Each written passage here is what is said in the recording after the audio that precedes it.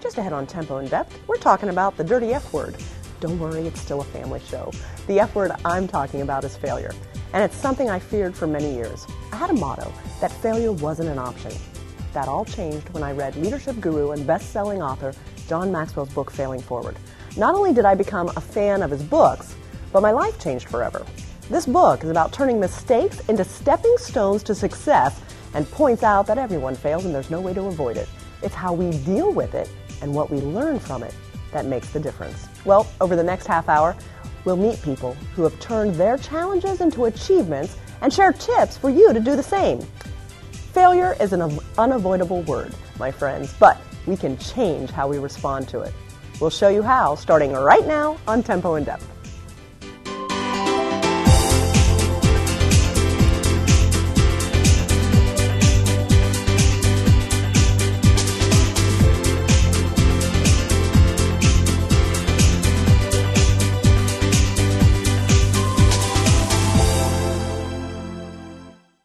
The people of Air Products feel privileged to bring this programming to you. By supporting education and the arts, Air Products strives to improve the quality of life here in the Lehigh Valley, where we call home. You're safe at home at Luther Crest, a Diacon senior living community in Allentown. Our mission is to offer premier accommodations and services so residents can cultivate a healthy and fulfilling retirement. At Luther Crest, we offer independent living apartments and cottages, personal care, skilled nursing, rehabilitative services, and more. Plus, the Luther Crest team strives to provide each person family-like support. You might say it's like a home run. Luther Crest. Good evening. Thanks so much for joining us. I'm Amy Burkett. Well, this show's topic is close to my heart. Author John Maxwell writes in his book, Failing Forward, that the difference between average people and achieving people is how they respond to failure. He says, change yourself and the world changes. Our first story starts with something that may sound familiar to many, the shock of learning they've been laid off. It leads to heartbreak. The key is what you do next. The small business owner you're about to meet describes the loss of her job as a blessing in disguise. She used the opportunity to change her dreams and pursue one of her passions. Tempo in Depth's Laura McHugh takes us to Easton for the story. This tray is our red velvet, which we call Dorothy, and our pumpkin and our funfetti and chocolate cupcakes. When Carrie Kirchgessner first opened Sweet Girls Bakery, she never expected to offer 21 varieties of cupcakes. But then again, Carrie and her partner Jill Fools never planned to bake cupcakes at all. When we first started, we only wanted to do the jam, cake pops, and a few cookies. We didn't want to make cupcakes. That wasn't our thing, but that's what people want, so that's what you have to make. So we learned and we started doing it, and it kind of took off, and that's the bulk of our business is cupcakes. That adaptability is a key ingredient in their recipe for success. This is vanilla buttercream icing. Homemade. Long before she spent her days whipping homemade icing, decorating decadent cupcakes, and filling these cases with yummy baked goods, Carrie had what she describes as her dream job, working as an HIV counselor for a local health department. But on her 30th birthday, Carrie learned she lost her job. And it was devastating because I was doing what I wanted to do. I was doing my dream job. As she looked for work, Carrie continued canning jams made from her grandmother's recipe until she decided to turn the longtime hobby into a livelihood. Carrie opened Sweet Girls Bakery here on 3rd Street in downtown Easton on December 20th, 2011, almost 1 year to the day after her last day at her old job.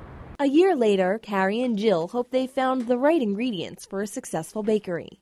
The location is everything in a business. It is close enough to the circle where, there's farmers market and a lot of business on the weekends and a lot of, movement, yet it's far enough away, but it's also close enough to the highway where you have people for easy access to come and go. I just think I've kind of grew up a little bit and realized that it's okay to do this and it's okay to go after your dreams and it's okay to make new goals and it's okay to be happy and to be less stressed.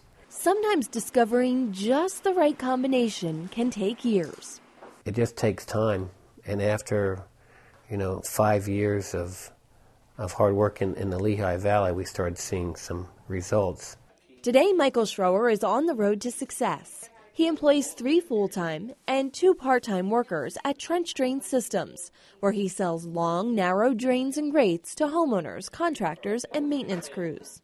The advantage of a trench drain is that you have a lot more surface area for water to enter in and quickly be evacuated. A semi-truck could drive over this. They're very strong. Trench Drain Systems grew out of several unsuccessful business ventures dating back to 2000. When Michael lost his corporate job in the steel industry, he started his first business.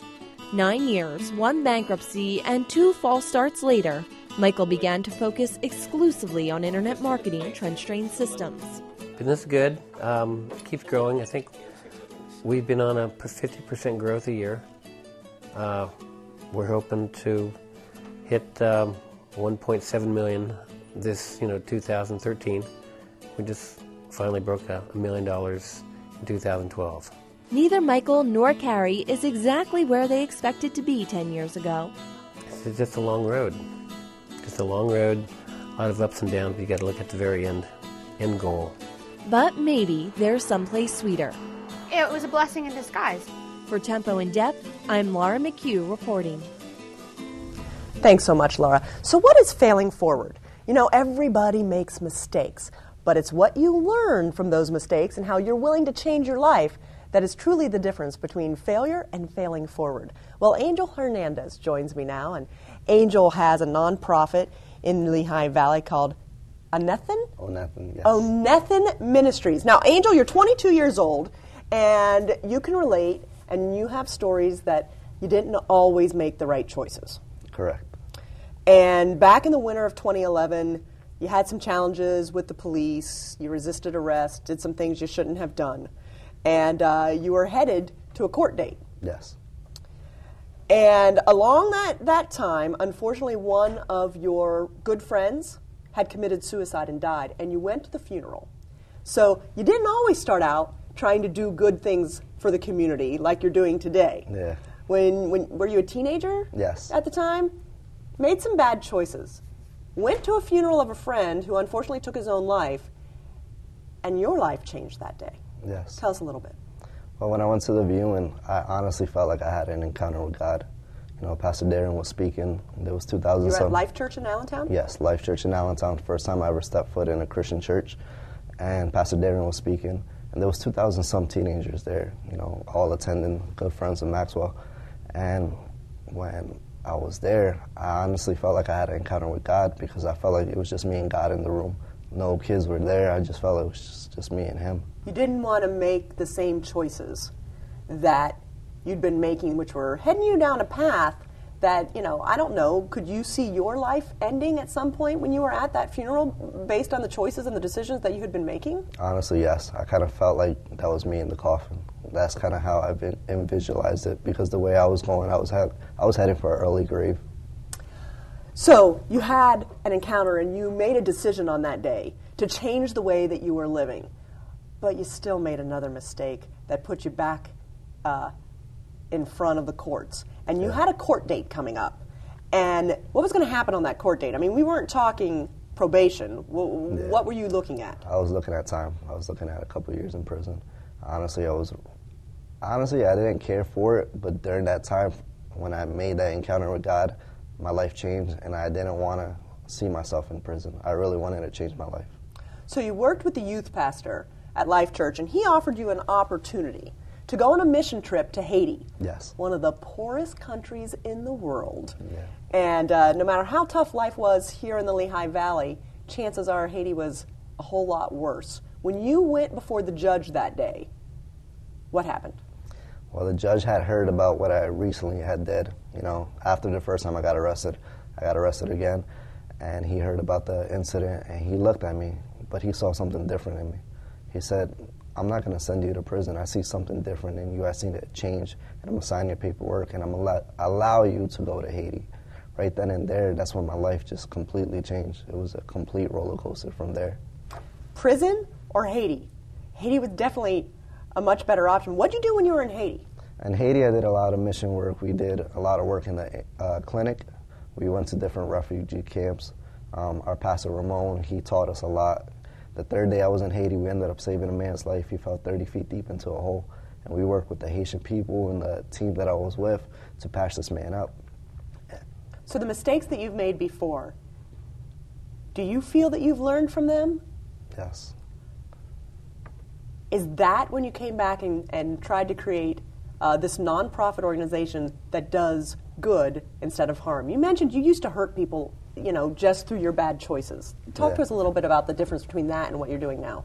What I'm doing now is just amazing because I'm actually putting smiles on people's faces. I'm out there serving others, but in reality, they're making a difference on my life when I serve them because the joy that they have brings joy to me. How are you doing it? You have, you make clothes? Yes, I actually sell clothes. I sell hoodies, bracelets, just to give back to our community. We take 35% of what we sell, and then we take that money and we do different outreaches to reach to people with less fortunate, drug abuse, teenagers, inmates in prisons. We just target the whole Lehigh Valley. Help us understand, how could people take advantage and perhaps support your group? You have a website, right? Yes, goemovement.org. They could, honestly, anything they purchase can make a difference. They can comment us, they could like us on Facebook, contact us on Twitter, anything. And if they contact me and they want to serve us, they have the opportunity to serve. I don't turn away anyone. They're more than welcome to serve. So at 22 years old, you have a new lease on life. Yeah. And to hear you talk, it's not about you anymore, it's about others. Yes. What advice, before we run out of time, would you have to that teenager who may be headed down the path you used to be on? It doesn't matter how bad you mess up in life. It doesn't matter how bad you stumble. It doesn't matter where you came from. We all have decisions. We all have choices. And it's about getting back up to continue to finish the fight. And to do good for others. Yes. Well, Angel Hernandez, we're so excited that you learned from your mistakes and that you failed forward and you're making a difference in the world, and we wish you all the best. Go get them. Thank you. Well, the people of Bethlehem mourned the closing of the once mighty Bethlehem Steel back in 2003. What would become of the city without the steel, which served as the region's economic engine for more than a century? How they answered that question serves as a classic example of failing forward. Tempo's Grover Silcox has more on how people coming together turned a loss into a jackpot. Sometimes you play the hand you're dealt, and sometimes you fold and walk away. 15, 19. But sometimes you can't walk away, especially when the stakes involve the future of a whole region. If the Bethlehem community had walked away from its historic steel mill once it was shut down, it might have remained in ruins, or become a sea of box stores, or even a straight-up casino and nothing more. Instead, people came together and hashed out the options, while generally embracing the idea that whatever goes in there, it should create jobs and retain the history and culture of the site. There was a certain level of expectation in the community of what they wanted to see there. By the close of 2004, Pennsylvania passed slots gaming in the state. This brought together a group of developers which included the Las Vegas Sands. They formed Sands Bethworks and purchased 126 acres in the heart of the old mill. The group proposed an integrated casino resort with adaptive reuse of the most historic structures, including the blast furnaces. Their plan also included a performance and media center with ArtsQuest, the arts and culture organization, and PBS 39 anchored there. But of course it also included a casino to serve as the economic engine. The community had some reservations about gaming, but ultimately it supported the proposal. There's only going to be one casino. It's going to fall very neatly into place. It's almost not going to be noticed. Much of what goes on is going to go on the inside, and the rest of it is being designed within the context of the town. Overall development goal is to make that entire site historic, a place to live, to be able to work, to dine, be entertained, and have the gaming elements that allow it to actually exist. The Sands and its local partners began building the complex in 2007. It was the largest construction project ever undertaken in the Lehigh Valley. It's got a casino with 3,000 slot machines, a hotel with 300 rooms, a parking garage with 3,200 spaces, which is the largest parking garage in the Lehigh Valley. It's got 7 restaurants, a mall with and an event center. By 2008, the project was underway. The steel framework of the casino and hotel were finished. The future looked bright.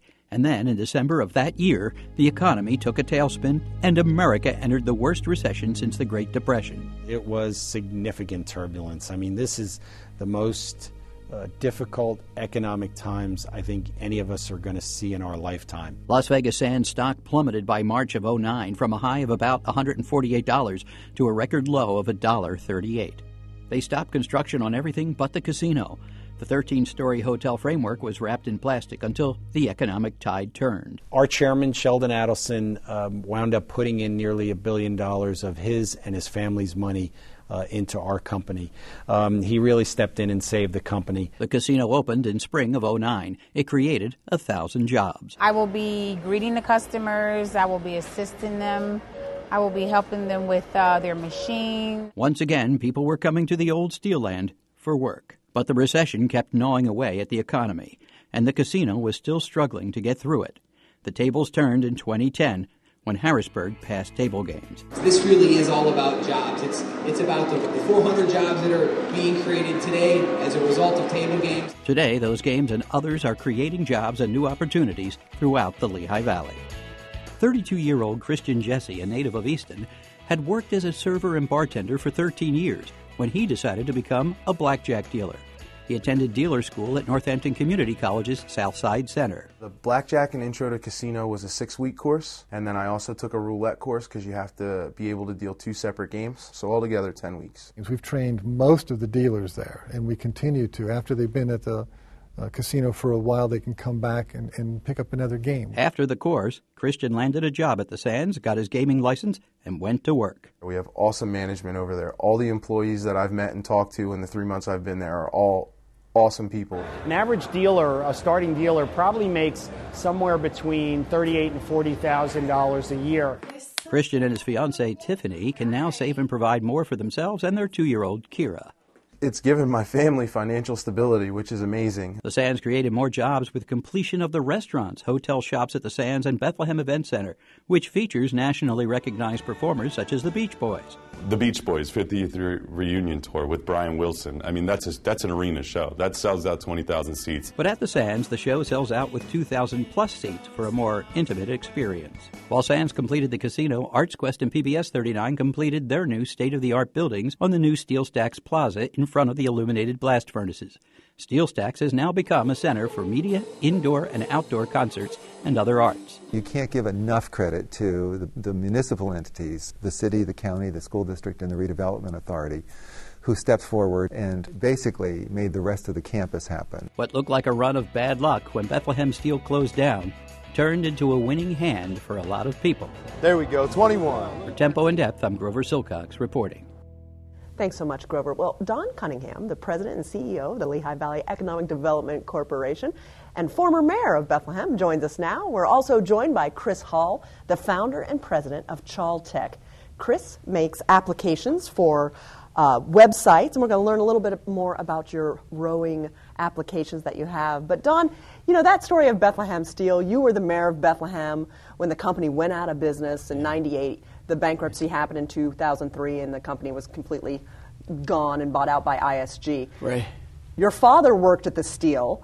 Mm-hmm. You started everything to get this area redeveloped with some of the, you know, not the sexiest part of it, cleaning up the land and getting in roads and making things start that way. But it probably has to be exciting to see that it came to fruition. Yeah, it's wonderful. And for somebody who grew up in Bethlehem, was raised here from a steelworker family, for any of us from the area, first of all, we never could have imagined that the day would come when there wouldn't be a steel.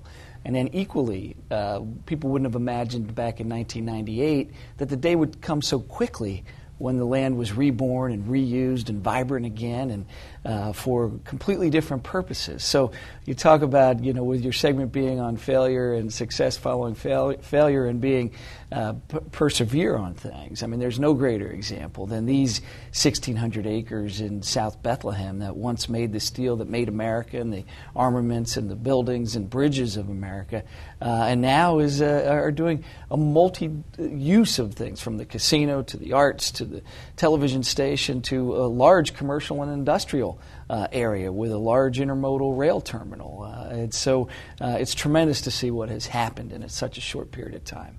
Now, the Lehigh Valley Economic Development Corporation has a program for land recycling. Correct. Now, that's the same concept of it failed in other businesses, but can be brought back to a successful contribution to our community. Talk to us a little bit about that program. Well, you think about the economy of our region and your segment here on Bethlehem Steel. There are hundreds of other little Bethlehem Steel stories dotted around the landscape of Lehigh and Northampton County because we were an industrial manufacturing area with a lot of factory land.